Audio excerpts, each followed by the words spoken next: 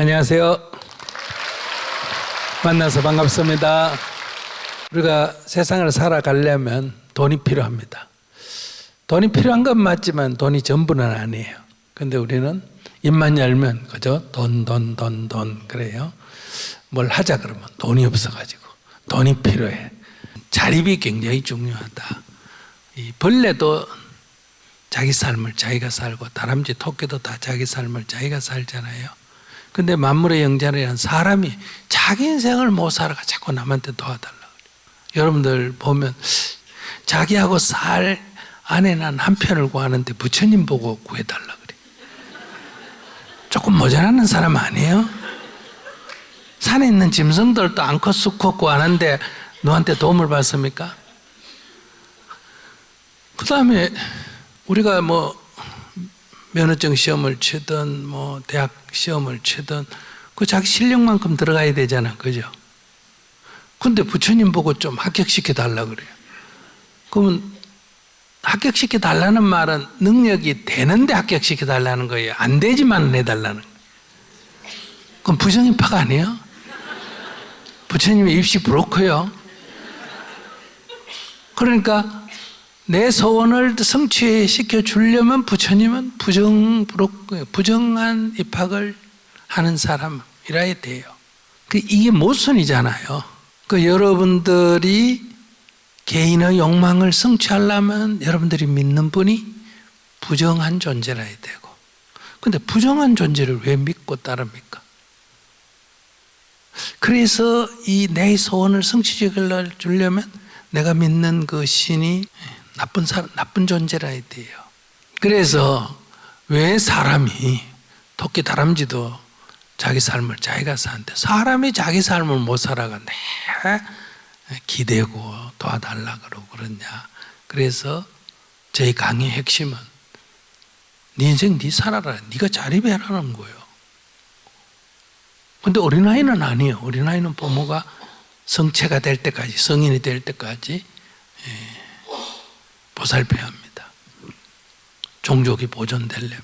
그 외에는 다 자립을 해야 돼요. 육체적으로, 정신적으로. 두 번째는 사람이 동물보다 좀 낫다면, 자립하는 건 동물과 똑같아요. 좀 낫다면 어려운 사람을 좀 도울 수 있어야 돼요. 첫 번째가 자립이고 두 번째가 플러스 알파로 조금 남을 도울 수 있으면 좋아요. 근데 남을 돕는 거는 동물계에는 없지 않습니까? 그죠? 그러니까 그건 해도 되고 안 해도 돼요. 하면 선한 사람, 좋은 사람, 안 해도 나쁜 사람은 아니에요. 근데 자기 인생을 자기가 못 살고 남에게 도움을 받으면 그거는 모자라는 사람이에요. 그런 관점을 좀 가지면 좋다. 그래서 우리가 어떤 일을 할 때도 가능하면 좋은 일을, 우리는 보통 그러죠. 내가 어린애를 돌본다, 무슨 동물 애호를 한다, 뭘 하니 우리 좋은 일 하니까 나를 좀 도와주세요. 이런 행위를 많이 하잖아. 그죠? 그러나 좋은 행위 자기 행편되면 자기 하라는 거예요. 근데 나는 이런 좋은 일을 합니다 하고 알렸는데 사람들이 보고 그거 좋은 일이다. 나도 좀 도울게. 이건 괜찮아요. 이건 구걸이 아니잖아. 그죠? 그러니까 뭐든지 자꾸 너무 돈하지 마라 이 얘기예요. 좋은 일도 돈이 있어야 좋은 일 하지 이렇게 말하잖아요. 좋은 일을 왜 돈이 있어야 합니까? 자기가 할 수 있는 만큼 하면 되지. 넘어지네 이렇게 세워주고 흙 묻은 손 닦아주고 이것도 다 좋은 일이잖아요. 그런 관점을 가지면 인생살이에 사실은 별로 괴로울 일이 없어요. 여러분들 결혼 생활 어려운 것도 뭐예요? 덕 보려고 했잖아. 그죠? 남편 덕 볼까 아내 덕 볼까 근데 이게 살아보니까 별로 덕이 안 보여. 굳이 할 필요가 있나? 이러다가 손해보는 것 같아. 에이 그만두자 이렇게 되잖아요. 그러니까 사람이 자립을 하는 사람이라면 내가 남한테 의지할 게 뭐가 있어요. 그래도 나하고 같이 사니까 아내 잘 만났다, 남편 잘 만났다 이런 소리 듣는 남편이 아내가 돼야 안 될까요? 내가 만약에 출가해서 스님이 이렇게 됐어요. 그럼 여러분들이 법륜 스님으로서 괜찮네 이런 소리 들어야 안 되나? 주위 그런 게 다 있어 이런 소리 들으면 좋겠어요? 그럼 하지 말지. 여러분들이 결혼해서 살면 둘이서 이렇게 잘 사는 거 보여. 내가 이렇게 보니까 어때요? 야, 그 결혼 생활 괜찮네. 나도 한번 해볼까? 이런 마음이 들도록 해야 안 될까? 자기가 결혼해놓고 아내 남편을 미워하고, 자기가 애 낳아놓고 같이 못 살겠다가 아우성을 치고, 자기가 사업 벌려놓고 사업 안 된다고 아우성을 치고, 좀 있으면 다 그런 얘기예요. 누가 하라 그랬나? 지가 해놓고 죽겠다. 그러니까 제가 항상 정문직 사람 전 입가에 미소가 돕니다. 왜? 안 하기를 잘했다. 애 안 낳기를 잘했다. 아이고, 취직 안 하기를 잘했다. 이렇게 저절로 이렇게 든단 말이에요. 아무튼 우리가 사는 게 조금 이렇게 너무 여러분들이 심각하게 사는 것 같아요. 그냥 다람쥐가 산에서 벌쩍벌쩍 뛰어다니면서 살듯이, 토끼가 벌쩍벌쩍 뛰어다니면서 살듯이 사람도 뭐 이렇게 살면 돼요. 근데 너무 이렇게 의지해서 살려 그러니까 자기 원하는 대로 안 된다고 괴로워하고, 또 뭐 너무 욕심을 내고 지 성질대로 하려고 그러고, 이래서 다 생기는 문제 아닐까 싶어요. 그래서 제가 얼마 전에도 그랬어요. 법륜 스님이 이렇게 잘 사는 거는 대한민국 국민에게 희망이다. 내가 이랬어요. 야, 난 고등학교 다니다 그만뒀어. 근데 여기 있는 사람 다 나보다 학벌 높잖아. 나는 시골에서 자랐어. 근데 뭐 다 가정형편 보면 나보다 낫잖아. 나이도 나보다 젊어. 나는 결혼도 못 해봤는데 지금 결혼도 해봤어. 애도 있어. 근데 왜 못 산다고 그래? 나도 잘 사는데. 법륜 스님이 잘 삶으로 해서 다른 사람에게 희망이 된다는 거요. 법륜 스님 같은 사람도 사는데 내가 못 살 이유가 뭐가 있노? 이렇게 돼야 되는데, 스님이 어디 하버드 대학을 나오고 박사가 되고 뭐가 되고 이러면, 나는 박사가 아니라서 나는 유학을 못해서 못 산다, 이렇게 자기 합리화를 할 수 있는데, 나중에 어려운 사람 있으면 나중에 나하고 누가 더 어렵게 자란지를 한번 얘기해 보면 돼요. 그러니까 그런 어렵게 자랐다 하는 것도 인생에선 다 공부예요. 그렇게 어렵게 자랐기 때문에 제가 동남아나 이런 데 가면 그 사람들 형편을 금방 알아요. 사는 거 딱 보고, 이렇게 몇 명이고 이렇게 딱 보면 우리 뒷집 누집 같다, 우리 앞집 누집 같다, 이렇게 금방 이렇게 연상이 되지 않습니까? 그래서 제가 이러쿵저러쿵 얘기하면 그분들은 저보고 스님은 신통력이 있다 그래요. 아니, 안 보고 그걸 어떻게 다 아느냐. 그 신통력이 아니라 이따 어릴 때 조기 교육을 잘 받아서 그런 거예요. 그 전생에 복을 많이 지어서 가난하게 태어나야 조기 교육을 받는 거예요. 아시겠죠? 전생에 복을 못 지으면 부자로 집에 태어나가지고 이런 경험을 못하면 아는 게 없어요. 학교 다니는 거 그만 공부라고 생각하면 안 돼요. 우리가 살면서 겪는 많은 어려움들이 전부 공부거리예요. 그렇게 자람으로 해서 전 세계 어디를 다녀도 여러분들 옛날에 산길 걸어다니는 본 적이 있어요? 그러다가 트럭 지나가는 거 꽁무니에 태워주면 좋아요, 안 좋아요?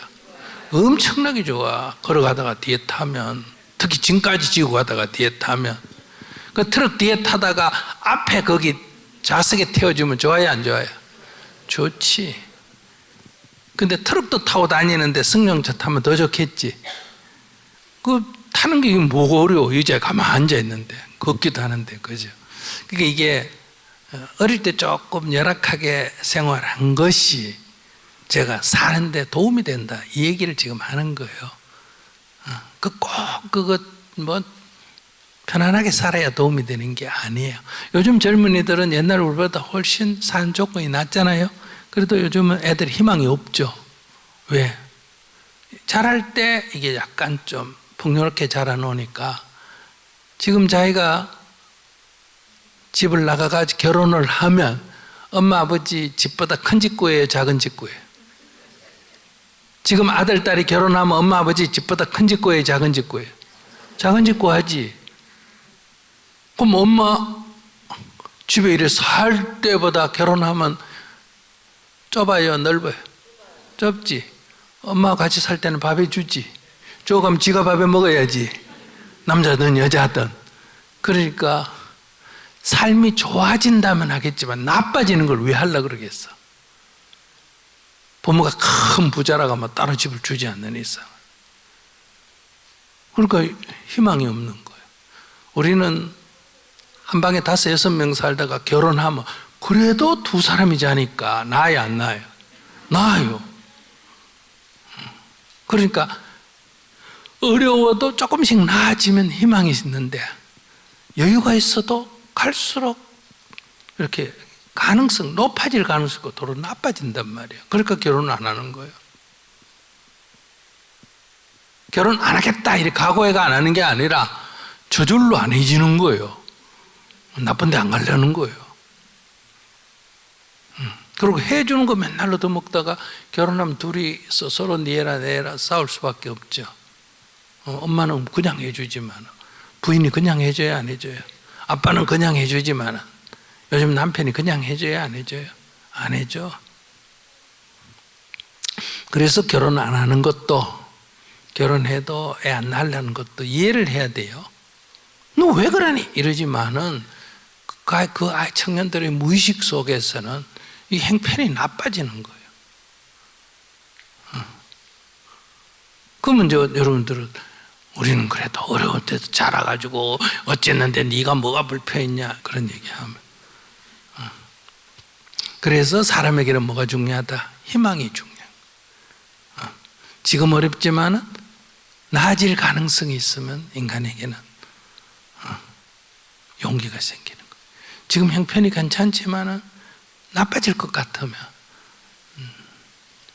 힘이 안 나고 용기가 자꾸 없어지고 걱정이 앞서고 이렇게 된다는 거예요.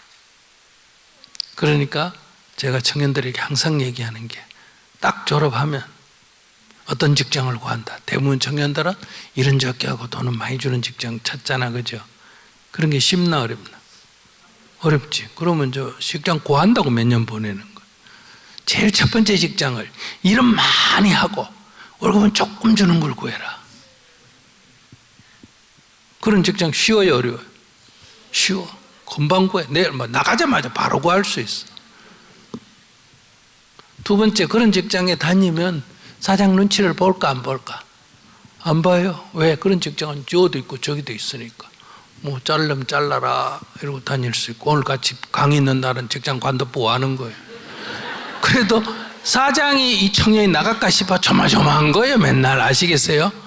그러니까 노동자라고 직원이라고 꼭 사장 눈치 보는 거 아니에요. 월급만 조금 적게 받으면 누가 눈치 본다? 사장이 눈치 봐요. 나갈까 봐 싶어가. 그래서 자유는 자기가 만들게.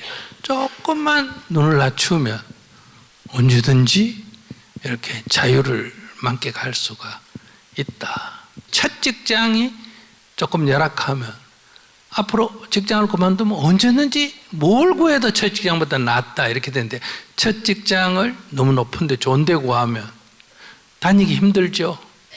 그 요구 조건을 내가 충족 못 시켜. 다니면서 힘들고 그만두면 어때요? 2번 다시 직장을 못 구합니다. 그만한 직장이 없어. 딴 데 눈에 안 들어와. 그래서 오히려 불행을 자초하는 거예요. 자, 이런 걸 보면 가난한 집에서 태어나서 어렵게 자란 건 복이요, 재앙이요?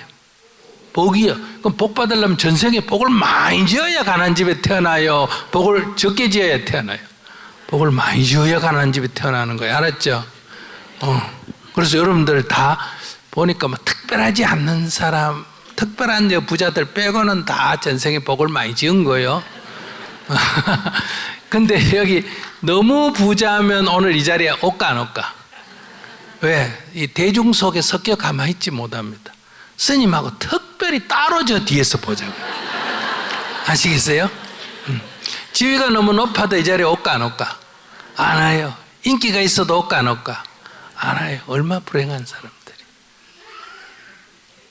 자기들은 잘난 줄 알지만 진리를 접할 기회가 없는 거예요. 그래서 여러분들이 좋은 줄 알아야 돼. 적절한 거. 그러니까 여러분들은 이 대중 속에 아무데나 이렇게 앉아 있어도 되는 사람, 가다가 뭐 먹고 싶으면 아무데나 떡볶이 사 먹어도 되는 사람, 이게 좋은 사람이에요. 벤츠 타고 민코 코트 입고 가다가 차 세워놓고 떡볶이집에 앉아서 떡볶이 먹을 수 있나? 못 먹어. 그런 사람들은. 그래서 자꾸 이렇게 자기가 지금 좋은 조건이 있는데 자꾸 뭐 더 좋은 조건이 있는 것처럼 착각하면 안 된다. 그래서 이제 자기의 세계가 이루어지는 거예요. 남 눈치 안 봐도 되죠. 그런 식으로 조금 자기의 긍정. 그럼 늙어도 좋으면 젊어서 좋을까 안 좋을까? 당연히 더 좋겠지. 그러니까 젊으면 젊어서 좋고 늙어서 좋다. 이렇게. 그래서 저는 늙음을 이제 만끽하고 있는 거예요. 사는 게. 근데 늙으면 늙을수록 빛이 나는 거예요. 저는 앞으로 10년 더 지나면 빛이 더 날까 덜 날까? 더 나요.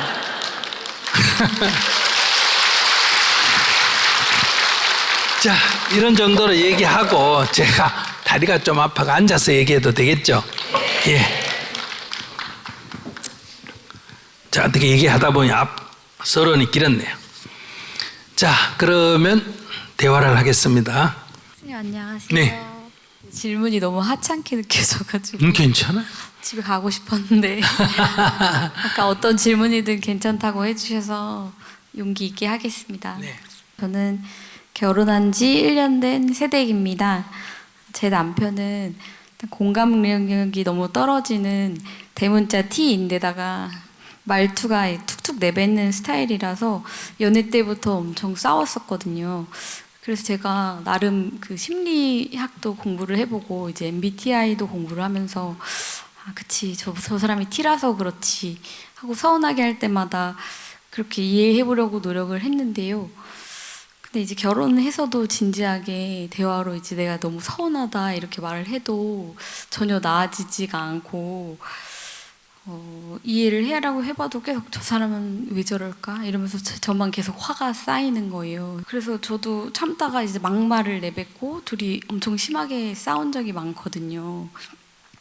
근데 이제 며칠 전에는 결혼 1주년이어가지고 제가 결혼기념일만큼은 꼭 챙기고 싶다라고 말을 했는데 이제 결혼기념일에 꼭 뭐를 해야 하냐, 친구들은 아무도 안 챙긴다 이런 말들을 해가지고 또 제가 상처를 받아가지고 또 엄청 싸웠는데 남편은 그 생일이나 결혼기념일 이런 거에 의미 부여를 전혀 안 하는 스타일인데 저만 너무 의미 부여를 해서 이런 일이 벌어지는 걸까 생각도 해보고 그냥 저만 참고 그냥 그렇게 하면 결혼 생활이 좀 나아지는 걸까요?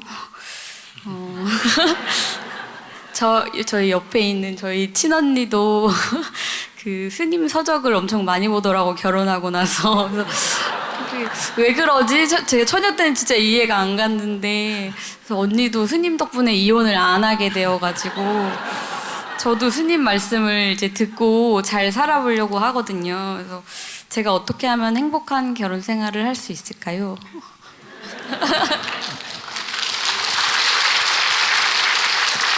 근데 자기 지금 처지를 설명했잖아, 그죠? 그런데 자기 목표가 너무 높아. 처지가 그런데 무슨 행복한 결혼을 꿈꿔. 그저 안 헤어지고 사는 방법은 뭐겠습니까? 이렇게 정도 물어야 안 될까? 뭘 거기다 행복까지 붙이려고 그래.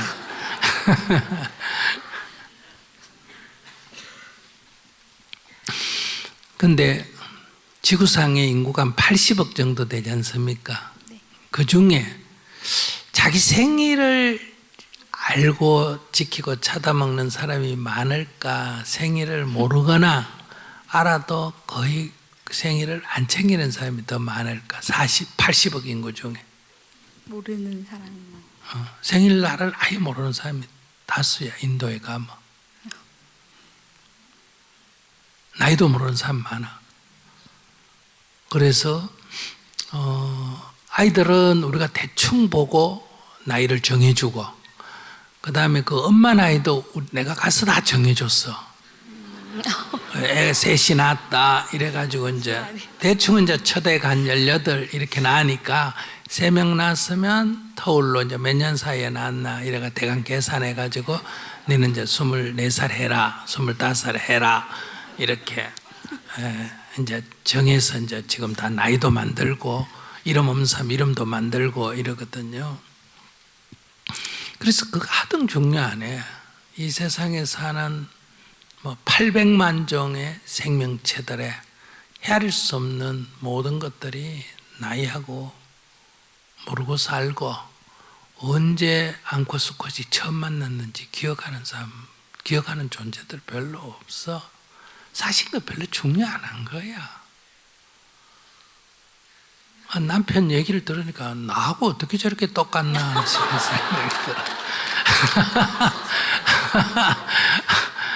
그래. 근데 그 남편이 문제가 있는 게 아니라 남편이 자기 같은 여자를 만났다는 게 문제라는 거야. 이게 남편이 문제가 아니고 그런 거를 소중하게 생각하고 따지는 사람을 만났으니까 남편이 마치 문제 있는 남자가 됐다는 거예요. 그래서 제가 이렇게 생일을 기억하고 결혼일을 기억하고 결혼일마다 편지를 보내기는 소설이나 영화에나 있는 얘기지. 제가 자란 시골에 저희 아버님 어머니부터 결혼일이 언제고 그날 선물 주고 난 이런 얘기 듣도 보도 못했어요. 근데도 다 우리 어머님 애도 애 6 낳아가 다 키우고 초등학교도 안 다니셨는데도 물론은 이제 아버님이 워낙 냉정해가지고 그 어머니가 가끔 한탄하는 건 내가 들은 적이 있어요. 아이고 사람이 무정해도 어떻게 저럴 수가 있냐 이런 얘기를 내가 가끔 들은 적이 있거든요.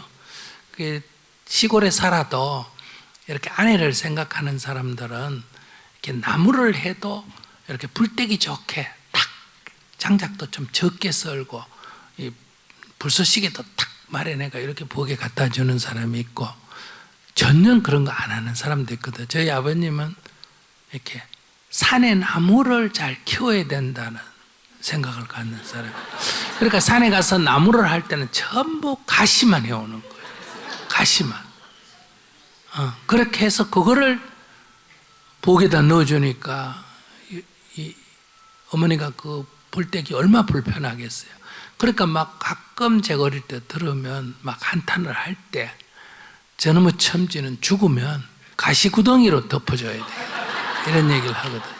가시로 그냥 덮어놔야 되겠다.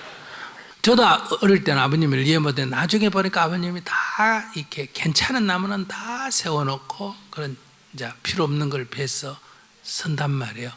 동네의 일꾼들은 그렇게 아버님이 세워놓은 고나무만 몰래 가서 빼다가 이제 가져가는 거예요. 그러니까 좋은 불쏘시개로 좋은 것밖에 없겠죠. 이런 차이가 있는 거예요. 그래서 그게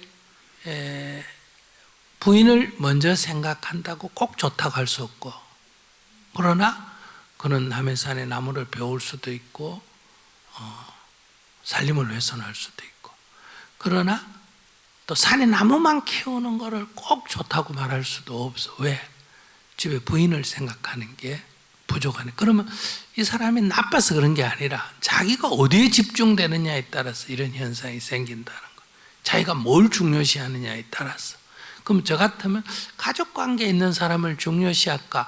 밖에 있는 일반 공공적인 걸 더 중요시할까? 공공적인 걸 더 중요시하겠죠. 그러니까 남을 위해서는 막 몸이 부서져라 헌신하면서도 오히려 가까이 있는 사람한테는 그렇게 하지 않으니까 이런 경우에 사회의 공공성을 가진 사람은 대부분 가정에서 불만이에요. 그래서 지 마누라 하나도 못 돌보는 게, 지 자식도 못 돌보는 게, 지 부모도 하나 못 돌보는 게, 무슨 세상을 위해서 존일한다고 돌아다니느냐, 이런 얘기를 많이 듣게 되는 거예요. 근데 이제 가정만을 위해서 부인을 위하고 자식을 위하고 부모를 위하는 사람이 거꾸로 나라가 일본에 빼앗기든지 말든지 사회가 부정의가 되든지 말든지 뭐 군사 독재를 하든지 말든지 신경 안 쓰고 하여간 나만 내 가정을 지키면 된다. 이렇기 때문에 어떤 사람을 우리가 좋은 사람이라고 말하기가 어렵다는 거예요. 그러니까 자기 요구, 내 요구에 이 남자가 맞지 않는다. 이건 맞아요. 그렇다고 이 남자가 문제 있는 남자다 이렇게 말할 수는 없어. 문제 있는 남자라면 자기같이 꾀가 많은 머리 가진 여자가 이런 남자 선택했겠어? 여러모로 봤을 때 괜찮은 남자라고 자기가 4년이나 사귀고 선택했잖아. 그런데 같이 살면 요구가 어때요? 떨어져서 살면 공공성을 더 중요시하고 같이 살면 어때요? 내 개인과의 관계에서의 생활성을 더 중요시하는 거예요. 그래서 이 남자가 괜찮다 하는 거는 조금 떨어져서 보고 괜찮은 남자라고 했는데 가까이 와서 살아보니까 지금 이런 문제가 발생을 한다. 그래서 자기가 이제 이런 생활에 괜찮은 남자 이런 걸 선택을 하려면 지금 이혼을 하는 게 나아. 지금 뭐 애 둘이 셋이 있을 때 이혼하는 것보다 지금 하는 게 낫지. 1년 만에 하는 게 낫지. 애기 아직 없죠? 그걸 낫지. 애기 있으면 이제 하지도 못해. 미리 보러 이건 내가 잘못 선택했다 이렇게 하는 거고. 그러나 이제 그냥 일반적으로 우리가 봤을 때 괜찮은 남자다 이렇게 봤을 때 괜찮다 하면 자기의 요구를 너무 내세우면 안 돼. 그거 한마디로 말해서 생일 그거 맨날 같은 날인데 어느 날 정해가 생일이고 맨날 같은 날인데 어느 날 뭐 결혼식이고 그런 게 뭐 중요하냐? 제 남편인 줄 알았어요. 뭐가 중요해요 그게? 그러니까 소위 말하면 서로 정서적으로 좀 안 맞다 이렇게 말할 수 있는 남편이 문제 있는 남자는 아니에요. 그러면 이제 맞춰야 되겠지. 맞춘다는 건 뭐예요? 그런 거는 서로 존중, 나와 다른 거를 서로 존중하는 거예요. 그래, 이런 것에 대해서 우리 남편이 법률스님하고 좀 비슷한 면이 있다. 우리 남편 안 좋아할 이유가 뭐가 있노? 이렇게 받아들이면 되지 않을까. 나도 그런 성질을 가지고 있는데도 여기 있는 사람 다 좋아하잖아. 왜? 가까이 안 가 있기 때문에. 여기 있는 사람들 좋아한다고 저래 막 난리를 펴도 가까이 가서 며칠만 살면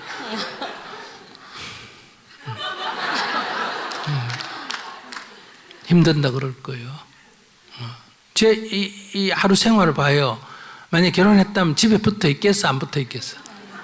안 붙어 있겠지. 그리고 가족이 되면 이렇게 막 잠도 안 자고 이렇게 다니면 물론 집에 안 왔어도 불만이지만은 또 연민도 생겨요, 안 생겨요?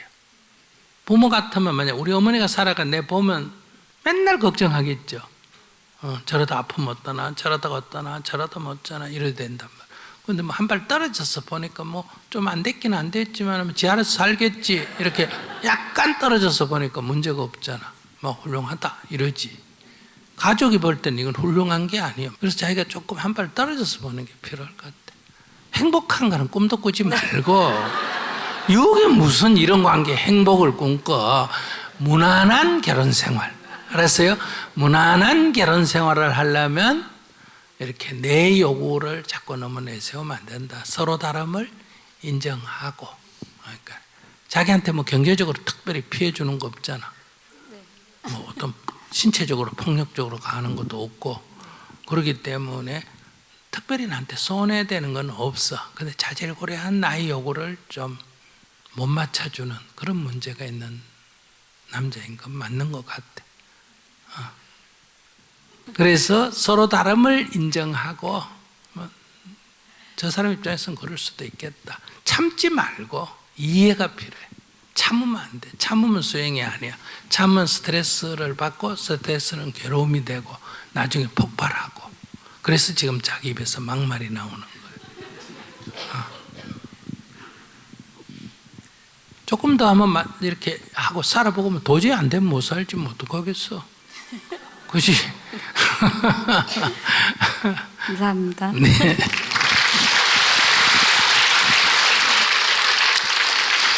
자, 우리 어머니가 나쁜 사람은 아니에요. 내가 원하는 부모는 아니에요. 내가 원하는 만큼 해주는 부모는 아니지만 부모는 자식에게 서로 만약에 우리 장사로 생각한다면 부모가 자식에게 많이 해줬겠어? 자식이 부모에게 많이 해줬겠어? 부모가 자식에게 많이 줬으니까 고마운 사람이에요. 그러나 내가 원하는 만큼은 안 해준 사람은 맞아. 나는 경제적으로도 이렇게 해주기를 원하고 정서적으로도 이렇게 해주기를 원하고 원하는 게 있는데 그게 안 된 것만. 그래서 우리 부모가 나쁜 사람은 아니야. 내가 원하는 대로 못 해준 건 또 맞아. 내가 불만이 있는 건 이해해. 내가 불만이 있다고 나쁜 사람은 아니라는 거야. 따지고 보면 다 고마운 사람이야. 근데 이걸 우리가 구분을 못하기 때문에 내 마음에 안 들면 나쁜 사람이다. 자꾸 이렇게 생각한다. 저는 이렇게 혼나면서 기분이 좋았던 적은 처음인 것 같고요. 너가 언제 혼냈는데 남편이 나갔다 그랬지. 남편을 좋아하도록 노력하겠습니다. 그리고 저또 너무 나갔다. 좋아할 것까지 뭐 있어. 그저 싫어하지만 않으면 돼요. 네. 싫어하지만 않으면. 무난하게 잘 살겠습니다. 예. 무난하게 그냥 지냅시다. 안녕하세요. 저는 춘천에 살고 있고 30대 가정주부입니다. 결혼한 지 2년 됐습니다. 저는 영상 제작을 하고 있는 프리랜서 PD로 활동을 하고 있습니다. 직업 특성상 정규직이 아니라서 항상 생계 걱정을 합니다. 특히 결혼을 하고 나서 요즘 부쩍 결혼 계획을 하다 보니 고민이 더 커집니다. 일이 있을 때는 편집하느라 바쁘고 정신없이 돈을 벌지만 갑자기 일이 끊길 때는 고정적인 수입이 없어 극도로 불안함을 느낍니다. 옆에 있는 사례자분들은 좀 결혼에 대한 고민을 많이 해주셨는데 저는 지금 결혼 생활을 만족하고 있고 남편이 그렇다고 돈을 벌려고 쪼는 거는 아닙니다. 근데 이제 결혼을 하다 보니까 남편만큼은 제가 좀 밥은 굶기고 싶지도 않고 좀 경제적으로 하고 싶은 어떤 그런 책임감도 좀 많이 생긴 것 같습니다. 프리랜서라서 수입이 있을 때도 있고 없을 때도 당연히 있는 거지만 불안한 내 자신을 보면 많이 괴로운데요. 가끔은 이 괴로운 마음에서 조금은 자유롭고 싶습니다. 그래서 질문드립니다. 이 무거운 삶의 무게에서 가벼워지고 싶은데 어떻게 해야 할까요? 지혜의 말씀 부탁드립니다. 근데 사는 게 뭐가 무겁다고 뭐라 무거운 삶이라고 그래. 뭐 어깨 뭐 얹어놨어요? 돈 버는 게 좀 많이 힘들더라고요. 20대부터 직장 생활하니까 부모님들이 이렇게 사회생활을 진짜 힘들게 했구나라는 게 느껴지더라고요. 도대체 자기는 돈을 얼마나 벌어야 무게를 안 느끼는 벌미 될까? 모르겠는데요. 근데 장사하는 사람하고 월급 받는 사람하고 비교했을 때 월급은 매달 100만 원, 100만 원 이렇게 고정적으로 들어오지 않습니까? 그러면 장사는 어떠냐 하면 계절을 타거나 어떤 걸 타잖아요. 예를 들면 뭐 구정특수라든지 연말특수라든지 이런 게 있어서 그때는 그 달은 뭐 200만 원 들어오고 그 다음에 아닌 달은 50만 원 들어오고 30만 원도 들어온다. 그럴 때 1년 총 합하면 월급도 1200만 원이고 장사도 1200만 원인데 누가 쪼들릴까? 월급 받는 사람이 쪼들릴까? 장사하는 사람이 쪼들릴까? 장사하는 사람. 누가 불안할까? 장사. 그럼 누가 씀씀이가 해볼까? 누가 해볼까? 월급 받는 사람. 장사하는 사람이. 왜 똑같은데 연수입을 따지면 똑같은데 왜 그럴까? 이게 어떤 달은 200만 원 들어오고 어떤 달은 50만 원 들어오고 이러니까 이 200만 원 들어올 때는 200만 원에만 차가 쓴다는 거예요. 옷도 사고 뭐 선물도 하고 이렇게. 그러니까 장사하는 사람이 저를 보시할 때도 여러분들이 월급 받는 사람이 보시를 많이 할까? 장사하는 사람이 많이 할까? 장사하는 사람 많이 해. 재래시장에 포목점 하는 아줌마 이런 사람이 저를 보시 많이 하는 거예요. 장사하는 사람 왜냐하면 이게 어떤 날에 수입이 많으면 이게 저리 열심히 다녀가 수입이 많이 생겼다 이런 생각을 해요. 교회 열심히 다녀가. 그럴 땐 보시도 많이 하는 거예요. 근데 월 수입이 똑같은데도 이게 수입이 많았다가 적었다 하면 많은 데 기준으로 해서 돈을 쓰기 때문에 씀씀이가 커지고, 적을 때는 더 쪼들리고, 그리고 많았다 적었다 하면 불안해요. 월급은 일정하게 나오니까 막 그렇게 크게 여유도 없지만 그렇게 크게 쪼들리지도 않은데, 사실 양쪽 비교해 보면 수입은 같아요. 우리 사회에서 해수욕장에서 일하는 사람들은 1년에 2달 벌어가 1년 먹고 살죠. 그 다음에 스키장 운영하는 사람도 1년에 2-3달 해가 1년 살잖아. 그죠? 그러니까 중요한 거는 전체 수입이 얼마냐. 그러니까 전체 수입이 얼마냐를 맞춰서 석 달 벌어서 1년을 먹는다 하면 석 달 일하고 나머지는 문 닫아도 괜찮아야 돼. 석 달, 나머지 19달은 불안합니다. 이런 말 하면 안 된다니까. 농사 짓는 사람이 여름에는 일하고 겨울에 농한기는 좀 한가하지 않습니까? 그럼 겨울에는 불안합니다. 이런 말 하면 안 되잖아요. 그때는 휴식도 하고 다음 농사 준비도 하고 갈무리도 하고 이렇게 하는 거지. 그 프리랜서니까 일이 들어오면 밤낮 없이 일을 하고, 일이 없을 때는 다음에 일이 들어올 걸 대비해서 준비도 하고 운동도 하고 가정일에도 좀 충실하고 남편도 도와주고 이렇게 있다가 또 일이 들어오면 어때요? 또 집중하면서 남편한테 양해도 구하고, 뭐 당신 밥 네가 해 먹어라. 내가 지금 일이 많아 안 된다. 애들한테도 어째라. 이렇게 거기 맞춰서 사는 관점을 가지면 불안해할 이유가 하나도 없지. 자기는 많을 때를 대비하고, 아까 장사하는 참 수입이 많을 때를 대비해가 다른 시기를 보니까 수입이 없어서 불안하고 이렇게 된다는 거야. 그래서 자기가 연수입으로 또는 3년 수입으로, 이런 작가 같은 뭐 프리랜서 같은 건 또 연수입도 아니야.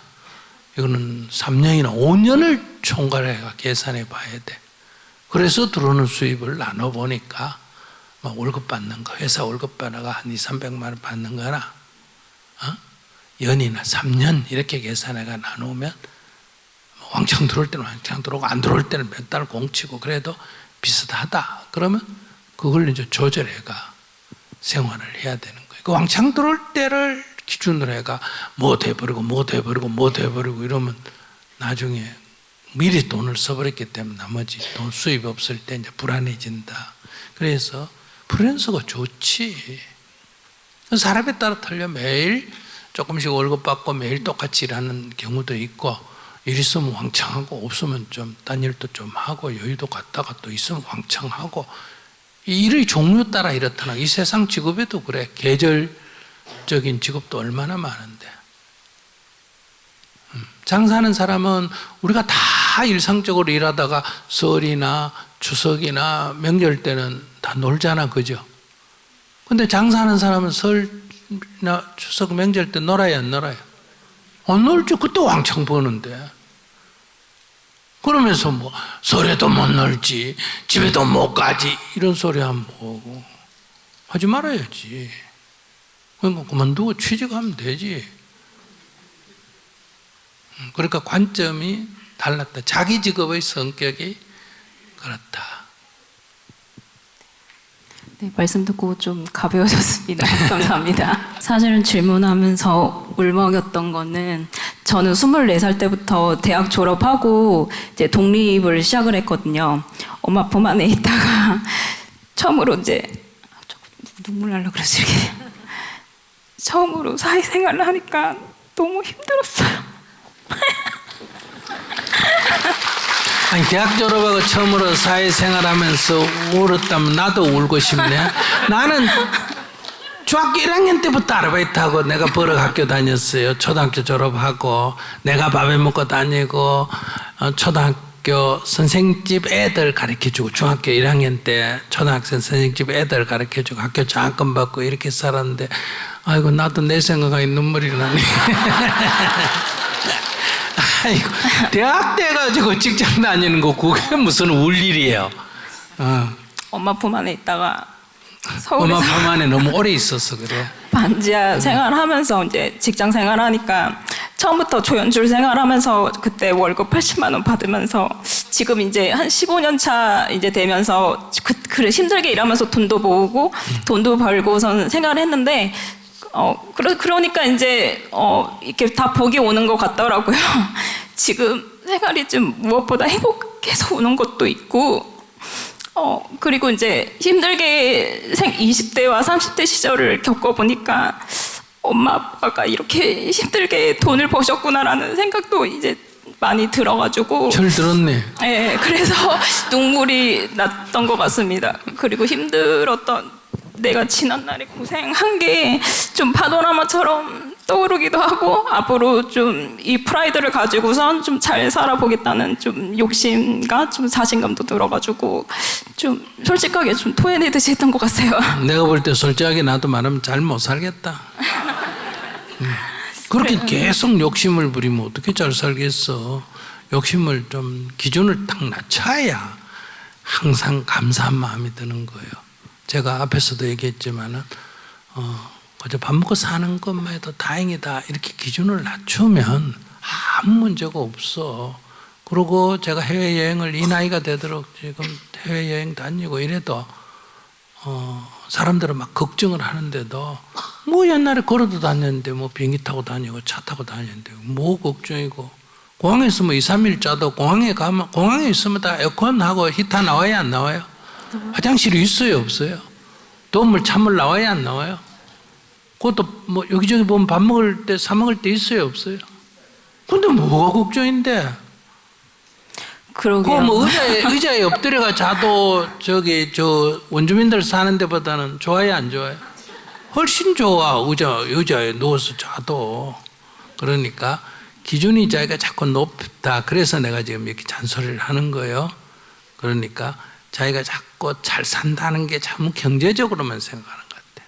그러니까 어릴 때도 아닌데 뭐 대학 졸업하고 돈 버는데 그러니까 어릴 때 하려면 나 정도 돼야 어릴 때라는 말을 붙이지.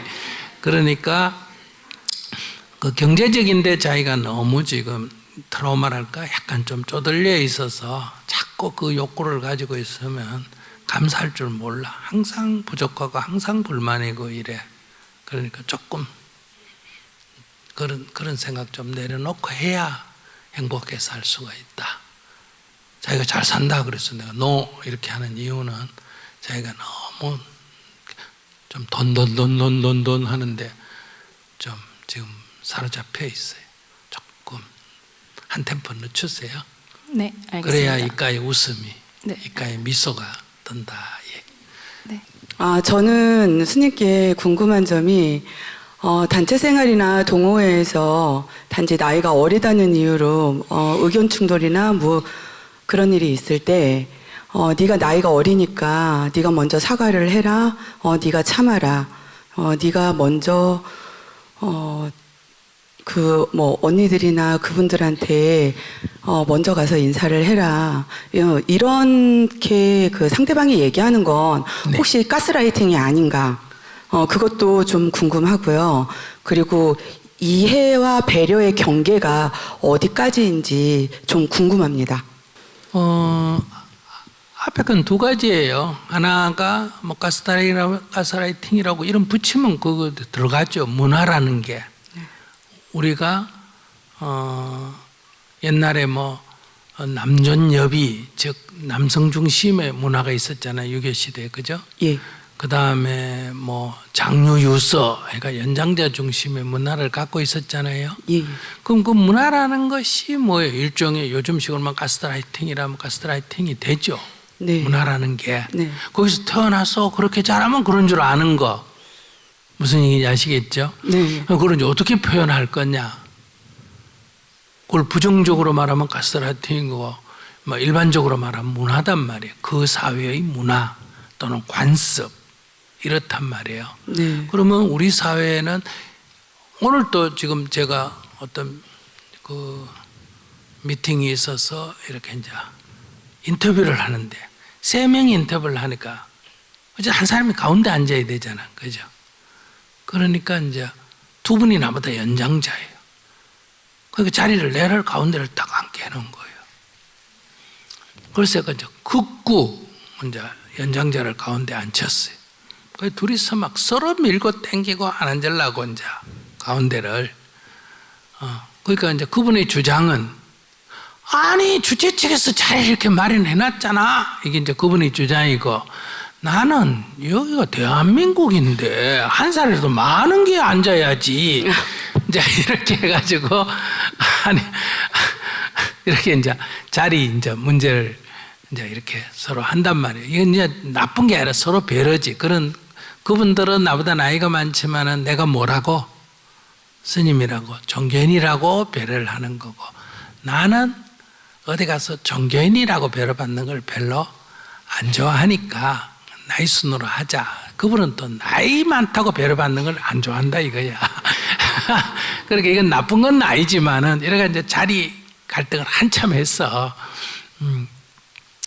그런 게 이제 우리 사회의 문화라는 거예요. 저도 지금 이렇게 내빈들 이럴 때 지위가 높고 낮은 게 있고 나이가 많고 낮은 게 있고 또 뭐 여러 가지 이렇게 있을 때 이거 어떤 순으로 뭘 매겨야 되겠냐 할 때 그냥 제일 편한 게 뭘로 매겨버리는 거다? 나이 순으로 매겨버리는 거예요. 그럼 뭐라 그러면 뭐, 저기 주민등록 번호대로 제가 자리 정했습니다.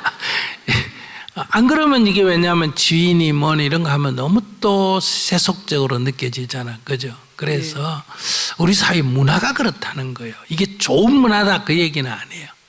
그래서 우리가 일반적으로 말할 때 뭐 스승과 제자가 갈등이 있으면 제자 보고 네가 가서 사과해라 하거나 부모와 자식이 있으면 뭐다 자식 보고 네가 가서 뭐 빌어라 이렇게 말한단 말이에요. 그런 것처럼 후배인 네가 가서 해라 어린 네가 해라 이렇게 하는 거니까 그걸 너무 안 이꼽게 생각하는 거 보니까 뭐 지구를 떠나라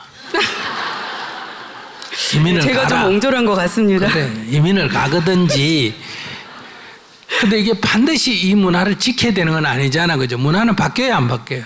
바뀌어요. 지금 바뀌어가고 있어. 그러니까 첫째는 그냥 문화를 따르든지 그냥 두 번째는 거기서 탈퇴를 해버리든지. 예, 탈퇴를 하겠습니다. 그래.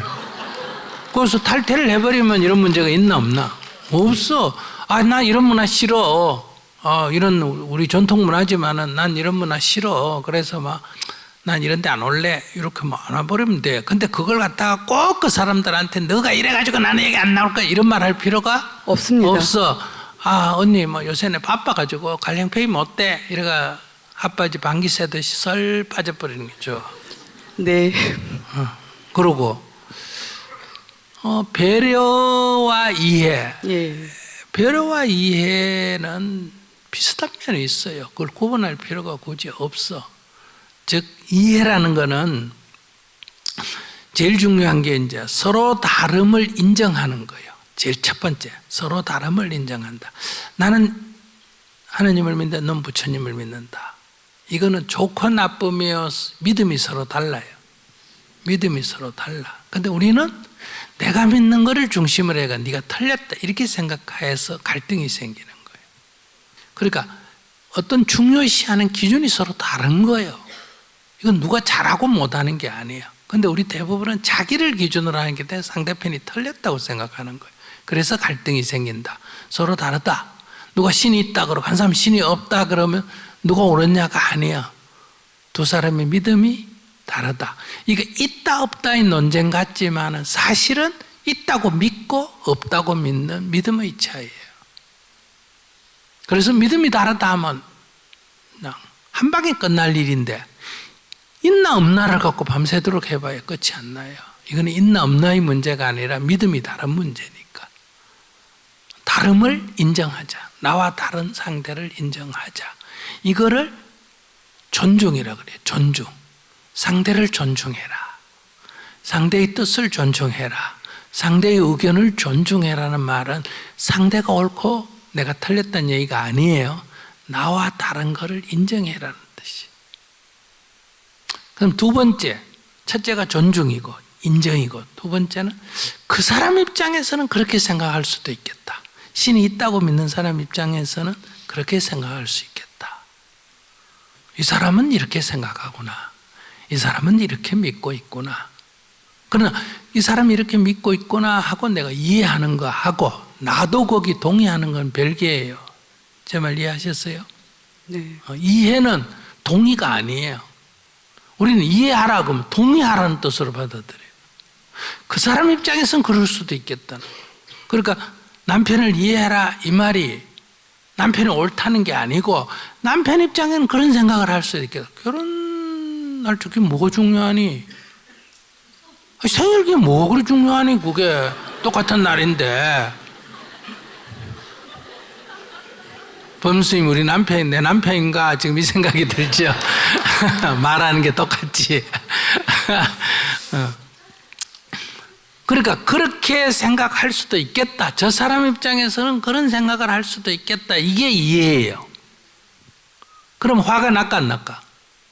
안 나겠지. 그러니까 이해는 그 사람을 위해서 하는 게 아니라 나를 위해서 하는 거야. 내가 그럼 화가 안 나. 근데 말도 안 되는 소리 이러니까 화가 나는 거야. 그럼 내 목소리, 그 흉내내도 그런 목소리가 힘이 딱 들어가잖아. 그걸 말이라고 해? 이렇게 되잖아. 근데 그렇게 이해할 수도 있겠다. 그렇게 생각할 수도 있겠다. 그 말은 나도 그렇다는 아니에요. 그래서 그 사람의 나와 다른 그 사람을 인정하는 것. 그 사람 입장에서는 그러니까 그런 입장에서는 그렇게 생각하거나 그렇게 믿거나 그렇게 행동할 수도 있겠다. 그래서 두라는 게 아니에요. 그걸 먼저 하면 내가 스트레스를 안 받는다는 거예요. 그럼 내버려 두느냐? 그건 별개예요. 화가 안 난 상태에서 나의 의견을 말할 수도 있다는 거예요. 나의 의견을 말할 수도 있다. 그래서 이게 이해고, 이제 그런 것이 이해가 되면 이제 배려를 할 수 있지. 네. 그러니까 이해를 기초로 해서 배려를 한다는 거예요. 그러니까 이해를 못하고 배려하는 거는 이제 그냥 속으로는 딴 생각하면서 겉으로 이제 예의를 갖추는 거고. 네. 그러니까 이해 위에 배려를 하면 내가 스트레스를 받지 않는다 이렇게 말할 수 있어요. 감사합니다. 네. 안녕하세요. 네. 저는 춘천에 살고 있는 30대 직장인입니다. 네. 오늘 스님 만나뵙게 돼서 너무 반갑고 아침 출근할 때마다 영상을 보고 가거든요. 저의 고민은 이제 직장인들의 다 공통적인 걱정이고 힘듦일 건데 진짜 보기 싫은 사람이 있잖아요. 근데 막 그게 너무 심하면 몸이 아픈 거예요. 근데 이게 올해 거의 1년을 그랬어요. 몇 사람이나 그런 사람이 있어요? 한 명이요. 한 명. 저는 원래 사람을 그렇게 안 싫어하거든요. 근데 너무 얄밉고 약간 이렇게 뒤통수 약간 때리고 막 교묘하게 이용하는 그런 사람 있잖아요. 내가 뭐 다 해놓으면 쏙까지 가서 본인이 한 것처럼 하고 그런 거 있잖아요. 근데 그거를 어떻게 대처해야 될지를 모르겠는 거예요. 그런 사람을 처음 만나거든요, 저는. 근데 저희 집안이 다 불교예요. 그래서 엄마나 할머니한테 이야기를 하면 다 전생에 너의 업이고 너가 해코지하면 안 되고 너가 참고 지금 잘 지내야 내년에 다음 생에 다시 좋은 인연을 만난다. 이렇게 교육을 제가 어렸을 때부터 듣고 자라서 그런지 뭘 못하겠는 거예요. 근데 화가 너무 나니까 내가 문제인 걸 근데 제가 문제는 아닌 것 같았고 그래서 제가 이제 생각한 건 그거예요. 올해를 어쨌든 그 정도로 하면서 간단한 문제라고 그래? 그래서 올해를 어쨌든 넘겼고 결국에 좀 이렇게 지금은 이렇게 헤어지게 됐어요. 아주 감사하게도. 근데 제 고민은 그거예요. 앞으로 저는 돈을 계속 벌어야 되고 직장 생활 계속 해야 하는데 또 그런 사람을 만날 거잖아요. 그때는 한 명이 아니라 막 여러 명이 될 수도 있잖아요. 그랬을 때 어떤 마음으로 그 사람을 대해야 내가 안 아프고 잘 현명하게 지낼 수 있을까? 방금 착한데 지혜롭게 행동하지 않는다라는 말씀이 난가? 약간 이렇게 생각이 들었거든요. 그래서 저도 그거에 대해서 좀 그런 사람을 만났을 때 오늘의 스님의 말씀을 생각하면서 또 견뎌보려고 그런 질문을 드리고 싶습니다. 왜 견뎌? 그만두면 돈을 되지. 벌어야 돼. 돈 벌어야 돼. 돈 벌기가 그렇게 쉬운 일이 아니야. 돈 벌려면 맞아요. 그 정도는 감당을 해야지. 근데 몸이 아픈데 어떡해요? 그건 싫어하는 마음에 너무 사로잡히는 그러지. 그럼 만약에 내가 가게를 한다. 근데 손님이 까다로운 손님이 있어. 까다롭긴 한데 물건은 많이 사가. 그럼 어떻게 쫓아내야 돼? 참아. 받아들여. 참으면 안 되지. 돈이다 이리 생각해야지. 돈이다. 자기가 민원부서에 갔다. 네. 그럼 민원부서에 가면 주로 만약에 관공서 같은 민원부서에 가면 주로 막 성질내고 욕하고 이런 사람이 많을까? 고분고분한 사람이 많을까? 성질내는 사람이요. 그러면 민원부서가 왜 생겼을까? 민원부서가 없어도 되는데 왜 민원부서를 따로 독립했을까? 더 큰 사고를 예방하려고. 아니, 그러니까 이 시청이든 어디든 어떤 일을 하다 보면 불만이 있어. 정토에도 불만이 있을 거 아니에요. 그죠? 사람이. 불만이 있는데 이게 막 부서마다 와가지고 이렇게 문제 제기를 하면 이 업무 효율이 떨어지잖아. 그러니까 그런 불만이 있는 사람을 한쪽에 몰아가. 불만이 있는 사람이 일로 오시오. 이렇게 하나를 세워놨다 이 말이야. 그럼 민원부서에 내가 가면 벌써 그 일 자체가 불만 있는 사람을 상대하는 일이잖아. 그지? 네. 근데 거기 가서 민원부서에서 사람들이 와서 막 욕을 하고 이렇게 합니다. 이런 말을 할 필요가 있나 없나? 거기는 그런 사람을 상대하는 부서란 말이야. 네. 그러니까 그런 사람이 욕할 때마다 월급이다. 이렇게 생각해. 그 사람이 욕을 해야 내 월급이 나오지. 그 사람 다 고분고분하면 내가 월급이 나오나 안 나오지. 맞아요. 근데 월급만 줄 바에 욕구 얻어먹는 거는 뭐 괜찮지 않나? 저 흥부 얘기 못 들었어? 반만 입에 들어간다면 저것과 때려도 괜찮다니까. 이쪽에 때리면 이쪽에다 또 갖다 대잖아. 네. 누가 자기 뺨때기 한 대 때리고 1,000,000원씩 준 다음 자기 한 대 때리고 가는 게 좋아? 한 대 더 맞는 게 좋아? 한 대 더요. 이것도 다 돈이야, 결국은. 그러니까 가게 하는 사람이 돈을 벌려면 그런 정도는 감당해야 되고, 직장 생활 하려면 여러 사람을 상대하기 때문에 그런 사람은 어디를 가도 있나 없나? 있어. 학교 선생님을 해도 막 애가 선생을 욕하고 이런 애가 한 반에 한두 명은 있어 없어? 있어. 그런 게 힘든다 그러면 직장 생활을 못해? 근데 네. 기준을 내가 하나 정해줄게요. 직장에 한 5명, 뭐 7명 이래서 하는데 그런 사람이 한 명이다. 그 굉장히 행운이야. 한 명밖에 없는. 그지? 그러면 이 한 명만 내가 봐내면 네. 막 그런 사람, 오케이. 이러고 막 그냥 한 명만 봐내면 내 거 가져가도 가져갈 것처럼 해가 오면 먼저 줘버리면 뺏긴 게 아니잖아. 무슨 말인지 아시겠어요? 네. 이 사람이 가만 보니까 내 걸 가끔 가져가. 그러면 다음에 찾아올 때 뭐 한다? 가져가세요 하고 주면 뺏긴 게 아니란 말이야. 이 사람이 가만 보니까 내 성과를 가끔 이렇게 가로채. 그럼 자기가 어떻게 한다? 성과를 그냥 줘버리는 거예요. 이거 막 자네 성과를 하게.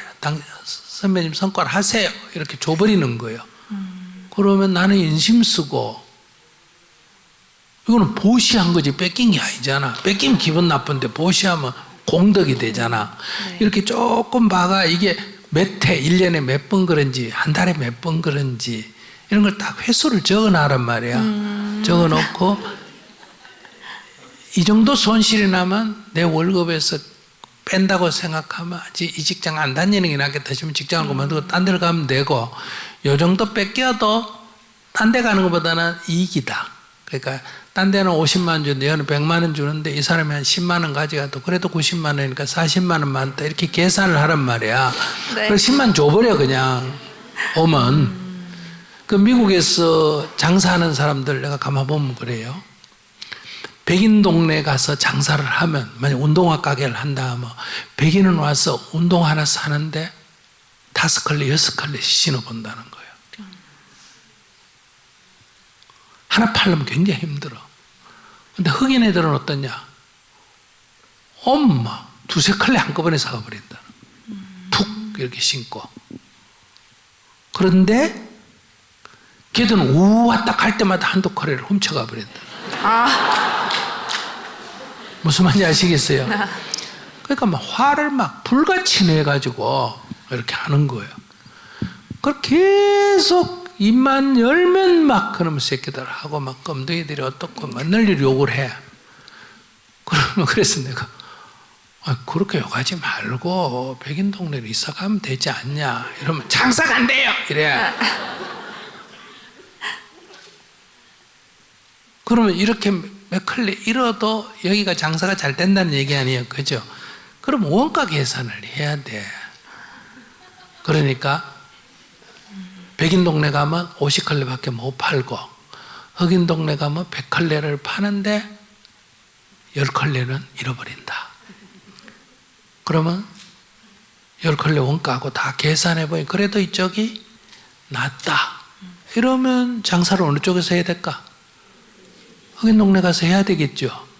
그러면 10컬레를 잃어도 좋다가 아니라 그러면 그 10컬레를 잃어도 이익인데 그러면 가능하면 그거를 화낼 게 아니라 10컬레를 9컬이나 7컬이나 이렇게 좀 손실을 줄이면 어때요? 이익이 더 남을 거 아니에요. 그죠? 그럼 손님을, 자기에게 이익을 주는 손님을 대놓고 맨날 욕하는 것보다 손님을 감사하게 생각하면서 약간의 이 진열이라든지 배치에 손실이 좀 적도록 머리를 써야 될 거 아니야. 자기가 거기서 돈을 벌면서 계속 욕을 하거든. 이사 가라고 하면 가지도 안 하고. 가라고 그러면 백인 동네 그렇게 백인 좋아하면 백인 동네 가라 하면 그건 장사가 안 돼요. 이래. 이런 것이 어리석다는 거예요. 그래서 자기가 어느 정도 그 정도의 손실을 내가 받는 이익에서 그 정도의 손실을 감수를 하는 자세가 필요해. 그러니까 그러면 그 별거 아니라는 거예요. 그러니까 어쨌든 이 한 사람만 내가 잘 건사하면 난 누구하고도 다 같이 지낼 수 있는 사람이 되잖아요. 그죠? 네. 그러니까 이거를 수행의 과제로 삼아라. 내가 인간관계에서 누구나 다 만날 수 있는 나의 영역에서 요 하나가 지금 장애야. 요것만 극복하면 나는 모든 사람에게 자유롭다. 그럼 요 사람을 극복하는 이런 사람도 내가 수용하는 나의 역량, 힘을 키우는 게 중요하다. 이렇게 수행의 과제로 삼아라 이 말이야. 그 사람이 좋다 나쁘다가 아니라. 근데 이런 사람 2명 있다. 그러면 내가 문제인가? 이렇게 자기를 좀 지켜봐요. 아시겠어요? 네. 이런 사람이 3명 있다. 그럼 무조건 내가 문제야. 병원에 가야 돼. 그러니까 한 사람이 있을 때는 누가 문제인지 알 수가 없어. 내가 문제인지 저 사람이 문제인지 알 수가 없고 다만 수행의 과제로 저것만 극복하면 나는 모든 사람하고 사귈 수 있다. 이렇게 수행의 과제로 삼는다. 2 사람이나 그런 사람 얘도 믿고 쟤도 믿다 그러면 내가 문제인가 자기를 좀 돌아봐야 돼. 3 사람이 그런 사람이 있다면 뭐라고? 내가 문제. 무조건 병원을 가야 돼. 그러니까 이게 이 자기 중심을 잘 잡아야 되는 거예요. 항상 자기가 건강해야 돼. 무슨 말인지 아시겠어요? 그러니까 그 사람만 문제가 아니라 그런 사람의 임했을 때 자기가 지금 이걸 감당을 못하는 자기 문제, 그 사람이 좋다 나쁘다 아니라 이런 성향의 사람을 만났을 때 나는 지금 내가 감당을 못하고 있다. 그럼 자기가 그만큼 자유롭지가 못하다는 거지. 내가 1000m까지 사는 등산할 수 있는데 1000m만 넘으면 난 등산을 못한다. 그럼 자기 체력 문제 아니야? 1000m 넘는 것도 자기가 오를 수 있으려면 자기가 조금 연습을 더 해야지. 산이 문제인 게 아니잖아. 왜 1000m가 넘어 1000m 밑으로 다 내려오지. 이렇게 얘기하면 안 돼. 그럼 그런 사람, 특이한 사람을 자기가 극복을 해버리면 우리 회사에 아무도 그 사람하고 같이 일 못하겠다는데 내가 그 사람하고 일 탁 하면 나한테 좋을까 나쁠까? 좋은 사람이야. 여기 있는 사람 중에 저희들 정토에도 그래요. 착한 사람들이 정토 회원이 돼가 착하면 별로 효과가 안 나. 완전히 성질 떨었고 망난인데 여기 와가 좋아하지 뭐. 소문이 쫙 나. 정토 가서 인간 됐다. 범수님 만나가 인간 됐다. 이 파급 효과가 엄청난 거예요. 그러니까 그런 건 쫓아내야 돼. 잘라놔야 돼. 잘라놔야 돼. 골치도 아프지만은 하나 변하면 대박이 터지는 거예요. 알았어요. 감사합니다. 네, 재밌었어요? 네. 자, 오늘 여기까지 하겠습니다.